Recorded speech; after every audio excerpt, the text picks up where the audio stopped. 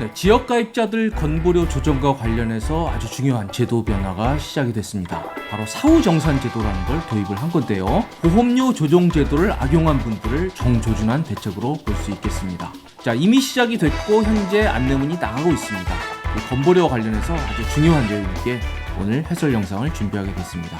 오늘도 끝까지 집중해서 시청해 주시기 바랍니다.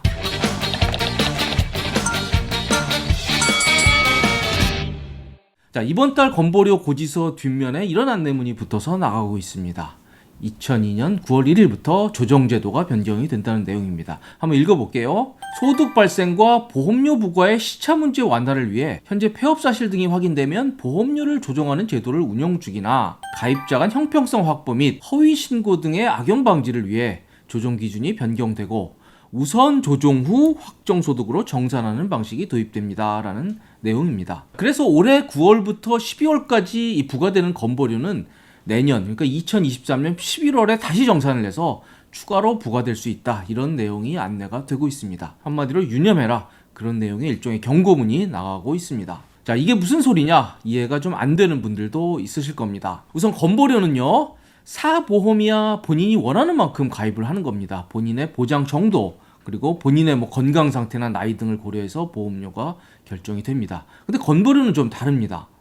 건보료를 내는 사람도 있고요, 안 내는 사람도 있고, 지역 가입자도 있고, 직장 가입자도 있습니다. 그리고 각자 내는 액수가 다 다릅니다. 직장 가입자는 소득만 기준으로 하지만요, 지역 가입자는 이 소득과 재산을 모두 건보료 부과 대상으로 하고 있죠. 그런데 이 소득과 재산은 매년 바뀝니다. 그래서 건보료는 매년 한 번씩은 조정을 하게 돼 있습니다. 그 조정을 언제 하느냐? 바로 이렇습니다.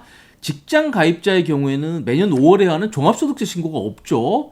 그래서 5월이 되기 전에 이미 전년도 소득이 3월에 공단에 통보가 되고요, 4월에 바뀐 보험료가 적용이 됩니다. 이때 직장 가입자들은 이 건보료 정산이라는 걸 합니다. 그래서 확정된 소득에다가 이 건강보험료를 다시 계산을 해서 만약 더 냈다고 하면 돌려도 주고요, 덜 냈다고 하면 추가로 부과되기도 합니다. 이게 바로 소위 말하는 건보료 연말 정산이 되겠습니다. 직장 가입자는 그래도 심플합니다. 문제는 바로 지역 가입자입니다. 지역 가입자는 매년 11월이 돼서야 보험료가 조정이 됩니다. 자, 우선 지역 가입자들은 재산에 대해서도 건보료를 내죠. 그런데 재산세 과표는 바로 6월 1일 날 결정이 됩니다. 6월 1일 딱 하루 기준으로 재산세가 부과가 되죠. 그래서 6월 1일 기준으로 재산세 과표가 결정이 돼서 그게 10월에 통보가 되고 11월에 그 바뀐 재산 상황에 따른 건보료가 다시 책정이 됩니다. 더 복잡한 건 소득입니다. 소득은 그해 5월에 종합소득세 신고를 하죠. 그때 소득이 결정이 됩니다. 그럼 그것이 결정이 된 것들이 그해 10월에 공단에 통보가 돼서 바뀐 소득에 대해서 11월부터 바뀐 건보료가 적용이 되게 되는 것입니다. 자, 그래서 이 지역 가입자들은 매년 11월이면 굉장히 좀 민감해집니다. 전년보다 이 건보료가 오르는 경우가 많기 때문에 그럴 경우에 좀 민원도 많고 좀 시끄러운 그런 시기가 되겠습니다. 아무튼 지역 가입자들은 11월에 건보료가 조정이 된다. 이것만 기억을 하시면 되겠습니다. 그런데 아까 말씀드렸듯이 이 직장 가입자들은요, 이 4월에 건보료를 조정할 때 이 정산이라는 걸 합니다. 전년도 소득에 맞춰서 건보료를 정확히 정산을 하는데요, 현재 지역 가입자에 대해서는 이런 정산제도라는 것 자체가 없습니다. 그냥 10월에 건보공단에서 온 자료로 새롭게 건보료를 측정을 하지, 과거의 소득을 봐서 이 11월에 돌려주고 돌려받는 그런 정산제도 자체가 지역가입자들에게 현재 없습니다. 그래서 이런 문제 때문에 좀 억울한 경우도 발생을 할 수가 있습니다. 이 건보료와 이 소득 간의 시차가 상당하기 때문에 그렇습니다. 자, 다시 한번 그림으로 설명을 드릴게요. 2021년 1월 1일부터 12월 31일까지 1년 동안 경제 활동한 것들이 바로 2022년 5월에 이 종합소득세 신고로 소득이 결정이 되죠. 그리고 올해 6월 1일 기준으로 바로 재산세 과표가 확정이 됩니다. 이런 소득 자료과 재산 자료가 바로 10월 달에 건보공단에 통보가 되고 올 11월에 새 보험료가 적용이 되는 것입니다. 그래서 이 11월부터 내년 10월 31일까지 이 바뀐 보험료가 쭉쭉쭉 적용이 돼서 부과가 되는 것입니다. 근데 여기서 이런 질문들 하실 수 있습니다. 자, 어떤 유튜브 보니까 올 9월부터 이 건보료가 바뀐다고 하는데 그건 뭐고 11월부터 바뀌는 건 뭐냐, 이런 질문이 나오실 수 있을 겁니다. 올 9월부터 하는 거는요, 이 건보료 2단계 개편 방안이라 그래서 이 부과 방식이나 기준을 좀 바꾸는 제도 개편에 대한 것이고요. 제가 말씀드린 11월은 매년 11월에 이 소득과 재산 변동에 따라서 건보료가 조정이 된다는 매년 발생하는 프로세스에 대한 얘기입니다. 자, 이 그림 보셔도 아실 겁니다. 이 소득과 건보료의 시차가 상당하죠. 올해 11월에 결정되는 건보료가 내년 10월 31일까지 쭉 부과가 되는데 그때의 소득은 언제 기준이죠? 그렇습니다. 바로 2021년 거의 2년 전의 소득 기준으로 건보료가 쭉 부과가 되는 것입니다. 자, 2021년 1년 동안은 장사가 잘 됐고 올해 지금 장사가 죽쓰고 있는데 올해 11월부터 내년 10월까지 적용되는 건보료는 바로 장사가 잘 될 때 기준으로 건보료를 내게 되는 그런 억울한 경우도 발생할 수 있습니다. 그리고 장사야 뭐 잘 됐다 안 됐다 할 수 있지만 이게 직업 자체가 있었다 없었다 하는 분들도 있습니다. 뭐 실직하는 경우도 있고요. 프리랜서 같은 경우에도 굉장히 이직이 잦죠. 그만뒀다가 다시 일하다 이런 것들이 잦은데 1년 단위로만 이렇게 조정을 해준다 그러면 이 시차 때문에 좀 억울한 경우가 발생을 할 수가 있습니다. 바로 이런 문제 때문에 이 지역가입자들에 대해서는 이 조정제도라고 하는 것을 운영하고 있습니다. 즉 소득이 감소하거나 아니면 폐업 같은 사유가 있을 경우에 그 증빙 서류를 내면 즉각 건보료를 조정해주는 그런 조정제도가 운영이 되고 있습니다. 정확히는 신청하면 그 다음 달부터 건보료가 조정이 됩니다. 굳이 11월까지 기다리지 않고 바로 신청을 하면 즉각 조정을 해주는 제도가 현재 운영이 되고 있습니다. 자, 바로 필요 서류들은 저런 것들입니다. 예를 들어서 소득금액 증명원 같은 걸 내서 이 소득의 증감을 신고를 하는 거죠. 그래서 이런 것들을 많이 활용하라고 권하고 있습니다. 소득금액 증명원은요, 올해 종합소득세 신고하면 7월에 뗄 수가 있습니다. 6월로 소급해서 이 소득금액 증명원 발급이 가능하거든요. 본인의 소득이 뭐 절반 줄었다 그러면 11월까지 기다리지 마시고 바로 7월에 가서 증명서를 떼서 이 건보공단에 내면 즉각 건보료 조정이 가능합니다. 적극 이용해야 할 제도입니다. 그리고 소득금액 증명원이 없는 분들은요, 저기 신고 사실 없음이라는 그런 사실 증명을 세무서나 홈택스에서 떼서 내도 이게 건보료 조정하는데 반영이 됩니다. 그리고 일을 하다가 만약에 해고가 되거나 하면요, 이 해촉 증명서를 내게 되면 그러면 또 건보료 조정도 가능합니다. 재산도 마찬가지입니다. 6월 1일 기준으로 이게 재산세 기준이 확정이 되죠. 그리고 건보료가 부과가 되는데 만약 6월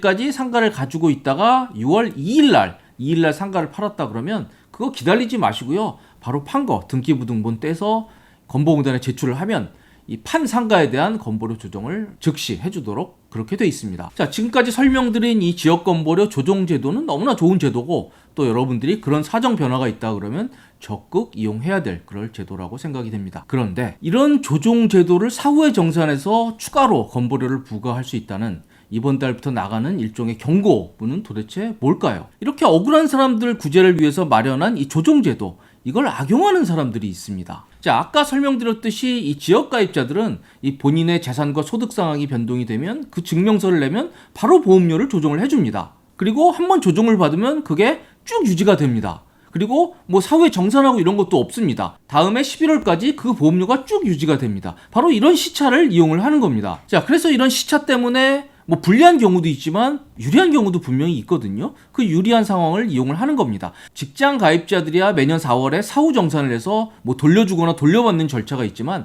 이 지역 가입자들은 그런 게 없거든요. 그러니까 바로 이런 시차를 이용하고 그리고 사후 정산이 없다는 점을 악용해서 바로 본인의 건보를 줄이는 그런 시도들이 지금까지 있어 왔습니다. 자, 정부가 예시한 사례를 한번 볼게요. 프리랜서 A씨입니다. 이 프리랜서라고 하는 것은 일이 있었다 없었다 하죠. 그렇게 바뀝니다. 그런데 잘 보면 이분은 연으로 따지면 분명히 소득이 있습니다. 그래서 18년에도 제법 소득이 있었고요.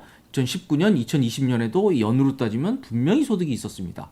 그래서 3년간 이 월 건보료를 계산을 해보니까 거의 150만 원 돈이 부과가 되는 상당한 소득이 있는 그런 프리랜서로 추정이 됩니다. 하지만 이분은 잘 살펴보니 피부양자 자격을 유지하고 있었습니다. 한마디로 뭐 다른 식구들 밑에서 건보료를 하나도 내지 않았다는 그런 경우가 됩니다. 도대체 어떻게 가능했을까요? 바로 이 지역가입자들에 대한 조정제도를 이용을 한 것입니다. 본인이 소득이 있더라도 잠깐 해촉됐을 때 그 해촉증명서를 발급을 해서 건보공단에 내는 겁니다. 그럼 건보공단은 바로 조정을 해줄 수밖에 없거든요. 그리고 그게 쭉 유지될 수밖에 없습니다.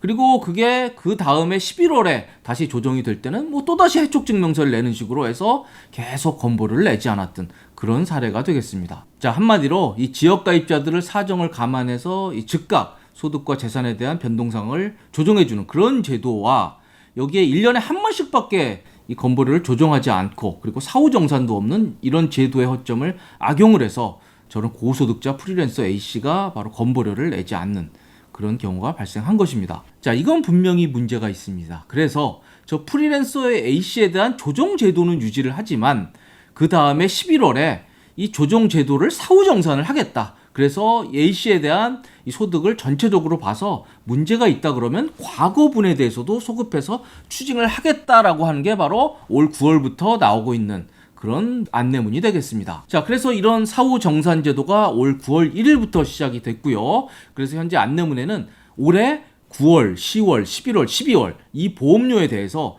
당신이 이게 정확치 않게 신고를 했다 그래도 과거에는 그냥 넘어갔지만 내년 11월에 꼼꼼하게 따져서 더 내야 될 부분이 있으면 사후에 다시 보험료를 추징하겠다라고 그렇게 안내를 하고 있습니다. 한마디로 이 지역 건보료에 대해서도 과거 일을 묻겠다라고 하는 것으로 요약이 되겠습니다. 물론 세금같이 가산세는 없습니다. 본인이 속인다 그래도 이걸 특별히 가산세나 불이익을 주지는 않겠지만 최소한 사후정산을 해서 받아낼 것은 다 받아내겠다라고 하는 그런 정부의 방침이 되겠습니다. 자, 요즘 건보료 조정 신청을 많이 할 때입니다. 올 5월에 이 종합소득세 신고를 해서 이미 소득이 확정이 됐고요. 그리고 11월에 어차피 건보료가 조정이 되지만 그에 앞서서 본인과 소득과 재산의 변동 상황을 즉각 신청을 해서 건보료를 조정을 받는 이런 조정제도를 많이 신청을 하고 있는 그런 시즌이 되겠습니다. 진짜로 소득이 줄거나 뭐 해고가 돼서 이런 조정제도를 이용하는 것은 당연한 권리이고 당연히 해야 되지만 이게 거짓으로 해촉증명서를 내거나 가짜로 이런 것들을 하게 되면 내년에 문제가 된다. 이렇게 이해를 하시면 될 것 같습니다. 건강보험료 관련해서 이 국민들에게 과도한 부담을 주는 것은 절대로 반대지만 이렇게 건보료가 누수되는 그래서 선의의 가입자들에게 피해를 주는 것은 정부가 철저히 막아야 된다고 저도 생각을 합니다. 자, 저희는 지금까지 이번에 시작되는 이 지역건보료 조정제도 사후정산제도에 대해서 자세히 알아봤습니다. 건보료와 관련해서 가장 정확하고 가장 심층적인 정보를 전달해주는 그런 채널이 되도록 노력하겠습니다. 지금까지 시청해주셔서 감사드립니다.